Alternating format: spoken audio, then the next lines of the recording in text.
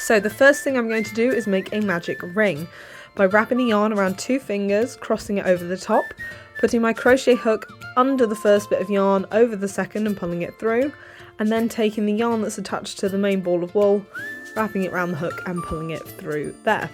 And that's how you make your magic ring. So the base of this flower is made up with 12 single crochet. So I make a single crochet by putting my hook through the magic ring, pulling the yarn through, wrapping the yarn around and pulling it through again.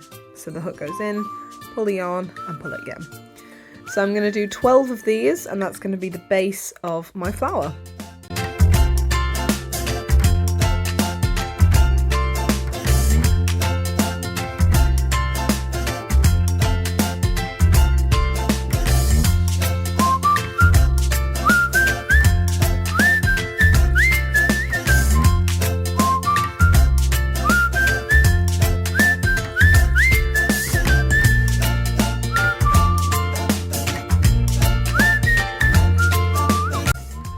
There we go. Now once I have 12 stitches, just gonna double check, I've got 1, 2, 3, 4, 5, 6, 7, 8, 9, 10, 11, 12.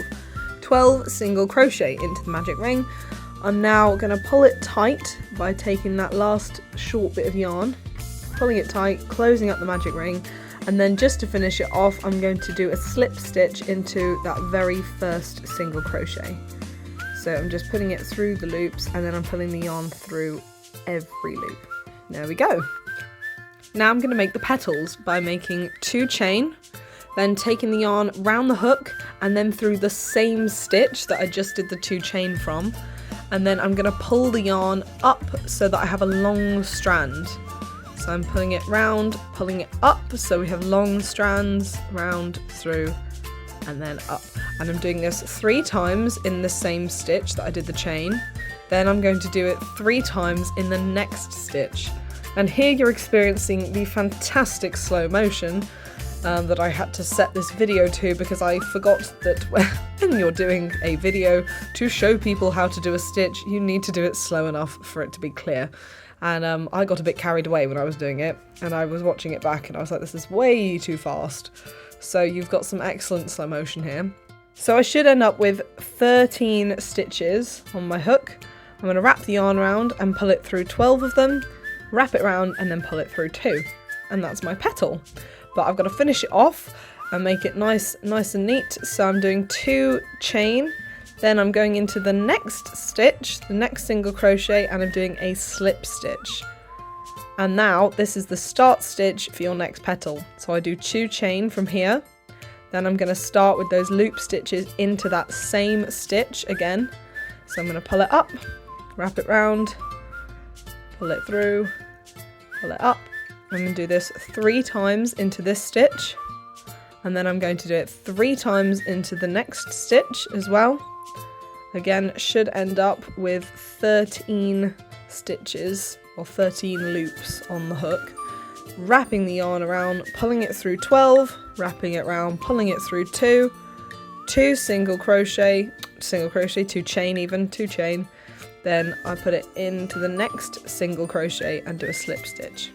And that's how you make your petals. So I'm just going to continue this around, so you should end up with 6 petals all the way around. I'm going to do this 3rd one still in like real time, and then I'm just going to skip ahead to my last petal just so that I can show you how to finish it off.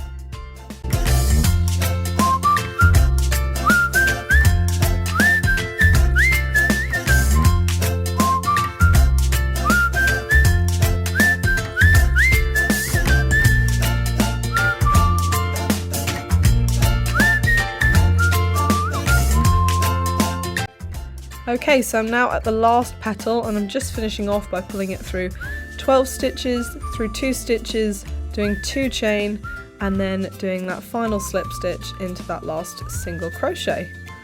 And then I'm gonna finish it off. So there we are. You should have now 6 lovely little puffy petals around your flower. And then what I'm going to do now is I'm just going to take my yarn, pull it through that loop, and then take some scissors, and I'm going to cut the yarn and then pull that bit of yarn all the way through the loop, get rid of the rest, and then I'm just going to pull it nice and tight, and then we'll nicely close that off. And then turning the flower upside down, I'm going to take the yarn that was attached to the middle of the magic ring, and I'm just going to tie it into a knot with that last piece of yarn, and I'm going to do that 3 times just to make sure it's nice and secure. If you want to take a darning needle and you want to really finish those ends nice and neatly, then please, you're more than welcome to. I didn't want to, and I just wanted to show a really quick way of finishing this off, so I just tie them together 3 times, and then I take my scissors and I cut that last bit of yarn nice and short, and then it finishes it off nicely, and you can't really see it there. Again, if you want to finish it off more neatly, then by all means do. In my next video, I'm going to show you how to attach these together as you make them. So if you're someone like me who hates attaching things together and sewing in all the ends once you've finished making loads, then that video is going to be a lifesaver for you. So look out for that video, it's going to be the next one. For now, thank you for watching, and I'll see you in the next one. Bye!